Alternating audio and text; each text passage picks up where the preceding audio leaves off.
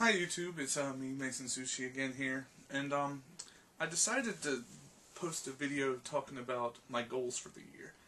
I think all collectors need to have one, well, have one or two, whatever. I posted, right before this video goes up, you will have seen my complete 32X collection, which I completed today by getting Primal Rage was the last game I needed for that set. So now I'm sitting at a complete NES and a complete 32X set.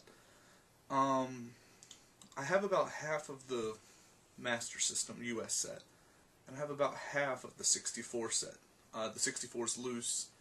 I don't care about any more of these cardboard boxes. I figured that out with the 32X. It's just too much of a pain in the butt to have to track down manuals and carts and boxes in good shape. It's hard enough doing carts of a quality I like, let alone have to do the paper boxes and manuals. Master System's a little different. Most people had seemed to keep their boxes and manuals because it has a hard clamshell case. So you find that you can get them in pretty decent shape. I do have some over on my shelf there that are in okay condition, but for the most part they're good. I have actually one or two that are European exclusive. I have the Smurf game that came out in Europe. I think it was the last commercial release Master System game in the European market, next to, I guess, bootlegs or stuff like that. I'm still trying to educate myself on the Master System, the history of it, and all the stuff all around like I did with the NES. I just have pretty much a full list of the games, where they came out, when they came out, stuff like that for the US. So that's what I'm using. I have a lot of the big titles for the Master System. The Master System set includes the Sonic US, which is nothing more than a stickered back. It's pretty much a UK release game with a sticker on the outside of the clamshell covering their barcode. It was the last US release. They had run out of they decided not to release a game here. They had run out of time or whatever, and they decided, you know what, instead of going through the manufacturing, it plays on the system anyway. And instead of localizing it with a new instruction manual, they literally just put the same instruction manual in it and put a barcode sticker on the back. Well, I have a European version, but without a manual, so that was given to me as a gift. I have the Smurf game, La Smurf, whatever that is, and I have Sonic 2, but that one's CIB in real good shape, as far as my PAL versions of games. I do have all the other stickered games for that system. I guess it would be Strider, Spider-Man, is it Gavilius, or is it, I can't remember off the top of my head. Well, I'm sorry, there's a couple of them, there's like 3 or 4, and I have now picked them all up, except for the Sonic, with the sticker. And the other big title I'm missing is the Buster Douglas game, which tends to go for quite a bit. A CIB copy sold a day or two ago online for $150, which, I mean, as proven, I don't mind putting my money into a good cartridge if it holds its value and goes up. But I'd really like to pick it up for about $150. I take that back. I'm sorry. It sold for $200 on eBay. I'm trying to find it through collector forums. 8bitsega.com is a real good site, but it doesn't seem to be very many U.S. collectors on there. There seems to be a lot of PAL and other collectors on there. So getting games shipped from there, if it's a U.S. game, is kind of difficult, kind of expensive.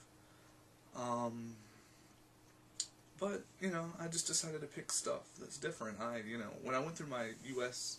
license set for the NES, there's 677 titles for the licensed NES set, and it just got to be so daunting. And so many cartridges trying to get, and I got to where I didn't care. Like, I'd get it, make sure it was in good shape, put it in, make sure it booted on, and then I stuck it on my shelf. And I had played quite a few of the games, and other games I hadn't played, but I heard they were kind of crap, so I didn't bother.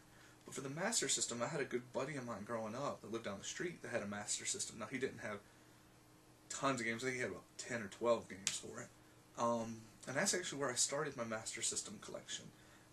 The friend that gave me the Sonic was selling out his collection, and at the time I was kind of like, I don't want it, but I'll take the Sonic off your hands. So he gave it to me for like a couple bucks. And then I called up my, a year or two went by, and then I called up my buddy that lived at the end of the street and said, hey man, you got you know, this Master System, you know, if you don't care for it, you know, I'll throw a couple dollars your way. And he didn't seem to care about it either way, and he said, sure, just go over to my folks' place and pick it up. So that's what I did. And that was the start of my Master System, and I've just been picking them up ever since. It's really cool of them to do that for me. And since then I've gotten another one, CIB, a system, CIB. And, you know, it's a fun system. I haven't played all the games like I have the NES. I didn't rent the Master System, so other than like Altered Beast, and no, we didn't play Sonic. It was like Altered Beast, and what else? There was a couple other titles that are real common, popular games. Gangster Town, those kind of games that I didn't play anything. I didn't play any of them, and so it's like every time I get a new card, it's like a new experience. I played the Smurf game. Just popped it in when my cousin was over, and we had a blast. You know, it was fun just sitting there playing it, going like, wow, you know, and that should have come out over here. It came out on the Master System. It came out on the NES in Europe, but it never came out here locally on the Nintendo. I don't know, licensing issues or what, but we never got it. So it's a fun game. So that's my goal. I want to get the Master System in the 64. I have about half of. I have a lot of the hard-to-find titles for the 64. I have my ISS 2000. I actually had a factory-sealed ISS 2000 at one point, but I've since sold it. And now I've got a loose copy because I'm going to collect that system loose. My Nintendo set's loose. The 64 set over here will be loose.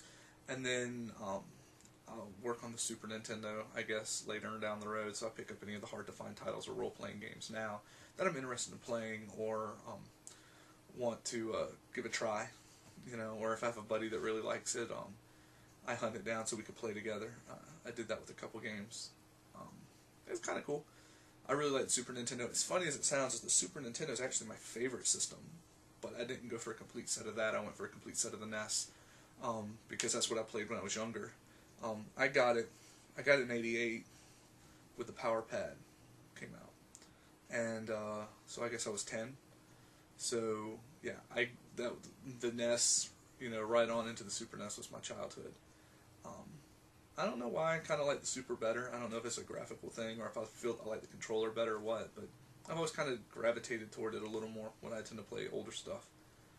But getting sidetracked, but going back to my 64, I'm about halfway done. Got most of them. I still need to get Worms, and there's like Worms and one or two others, but I have like the Ogre Battle and the Harvest Moon and a lot of them a little more difficult titles to find. So I'm on my track. I just picked up a lot of like 40 games for it, so I'm looking good. I would like to finish my 64 set by summertime, which would put me at about another 100 some carts, because I think there's like 297.